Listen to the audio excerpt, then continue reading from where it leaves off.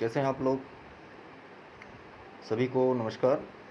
और इस कोरोना के काल में आशा करता हूँ कि सभी स्वस्थ होंगे, सुरक्षित होंगे, घर पर होंगे, स्टे होम स्टे सेफ। मैं आज बायोलॉजी का रिप्रोडक्शन टॉपिक लेकर आया हूँ कि रिप्रोडक्शन इन ऑर्गेनिज्म में रिप्रोडक्शन किस टाइप से होता है, इस बारे में अपन आज पढ़ेंगे। तो रिप्रोडक्शन के बारे में अपन बात करते हैं। तो रिप्रोडक्शन क्या होता है? रिप्रोडक्शन एक लिविंग्स जो भी होते हैं, जो भी सजीव होते हैं, सजीव में होने वाली एक बहुत ही महत्वपूर्ण प्रक्रिया होती है। It is an important process जिसकी वजह से जीव अपनी और इस संसार की निरंतरता को बनाए रखता है। उसी को अपन रिप्रोडक्शन बोलते हैं। यहाँ पर अगर अपन देखें तो रिप्रोडक्शन के बारे में यहाँ पर देखा जाए तो one of the most significant feature of living organisms is their ability to reproduce their own kind. मतलब ये जो लिविंग ऑर्गेनिज्म होते हैं उनका सबसे महत्वपूर्ण फीचर होता है, सबसे महत्वपूर्ण लक्षण होता है, जिसकी वजह से वो अपने जैसे नए जीव को पैदा कर सकते हैं। This process helps the species to produce their own kind. इसी प्रोसेस की वजह से वो अपने ही समान नए जीवों को प्रोड्यूस कर सकती हैं। यहाँ पर नीचे देखते हैं अपन, like other living beings plants also reproduce. दूसरे जीवों की तरह प्लांट भी रिप्रोड्यूस होते हैं या प्रजनन करते हैं। They can reproduce by seeds, वो जो हैं सीड्स के द्वारा मतलब बीज के द्वारा, रूट्स मतलब जड़ों के द्वारा, स्टेम्स मतलब तनों के द्वारा, ट्यूबर्स जो उनकी तनिकाएँ होती हैं, जो बैल होती है उसके द्वारा, राइजोम्स जो अपन देखते हैं कि जो फाइबर्स होते हैं कुछ अदरक वगैरह में, उनके द्वारा, एंड रनर्स जो बैल चलती है उनके द्वारा वो रिप्रोड्यूशन करते हैं, रिप्रोडक्शन करते हैं।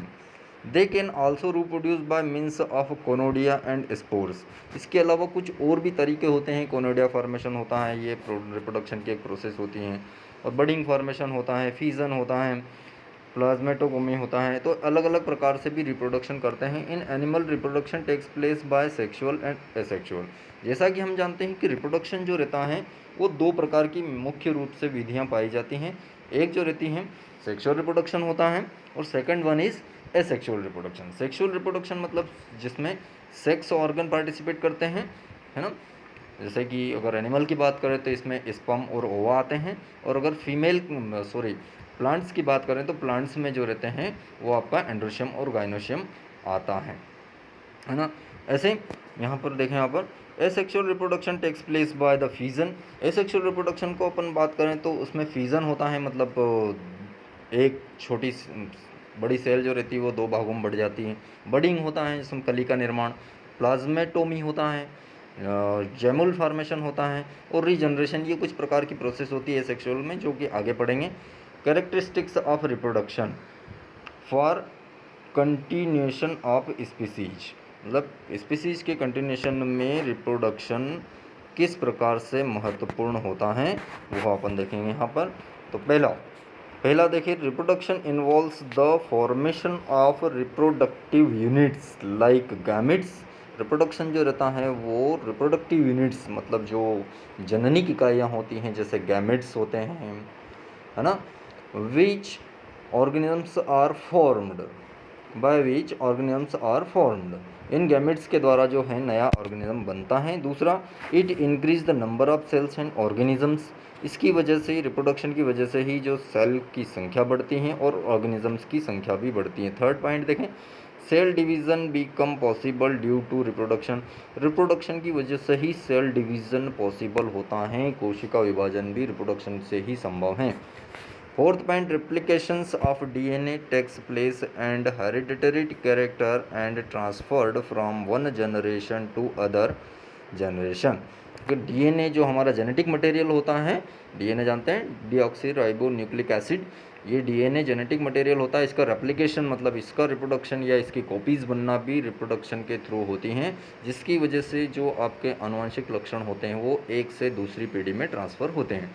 फिफ्थ पॉइंट में इसका इंपॉर्टेंस देखें कि RNA, protein and other biochemical substances are formed in this process, कि इस प्रोसेस की वजह से ही आरएनए बनता है, प्रोटीन बनता है, और भी जो जैविक रासायनिक पदार्थ होते हैं का निर्माण होता है। अब ये थे कैरेक्टरिस्टिक्स रिप्रोडक्शन कंटिन्यूशन में क्यों ज़रूरी है। दूसरा अपन यहाँ पर देखेंगे बेनिफिट्स ऑफ रिप्रोडक्शन के क्या क्या बेनिफिट होते हैं। पहला, कंटिन्यूटी ऑफ लाइफ। तो अपन इसको समझ सकते हैं कि कंटिन्यूटी रिप्रोडक्शन की वजह से ही जीवन की निरंतरता बनी हुई है। Continuation of life is possible due to the reproduction. अगर रिप्रोडक्शन नहीं होता तो क्या हम और हमारे बच्चे या हमारे पिता के हम बच्चे किस प्रकार से संभव होता, या इस संसार की जो पॉपुलेशन है वो इंक्रीज नहीं होती। दूसरा, replacement.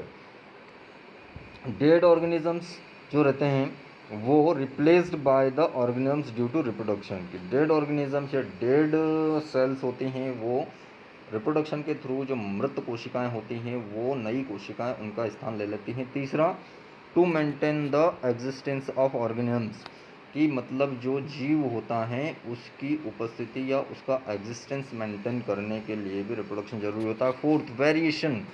Due to reproduction variations take place in the organisms and organisms with new characteristics are produced. Reproduction की वजह से ही जो रहता है वेरिएशन मतलब जो अंतर दिखाई देता है आप में, विविधता जिसको बोलते हैं कि हम हमारे माँ बाप की पूरी कॉपी नहीं होते हैं, ये किसकी वजह से होता है? वेरिएशन की वजह से। वेरिएशन रिप्रोडक्शन की वजह से होता है। 5, ट्रांसफ़र ऑफ वेरिएशंस। ये वेरिएशंस जो रहते हैं एक से दूसरी पीढ़ी में ट्रांसफ़र होते हैं और जेनेटिक एवोल्यूशन का एक कारण बनती है आगे चल कर के। जो ऑर्गेनिक विकास होता है या जेनेटिक एवोल्यूशन होता है उसका ये कारण भी बनती हैं। तो ये थे आपका रिप्रोडक्शन का इंट्रोडक्शन। अब आगे अपन मोड ऑफ रिप्रोडक्शन कौन कौन से होते हैं उसके बारे में पढ़ेंगे, इसको आप देखें अच्छे से। ओके।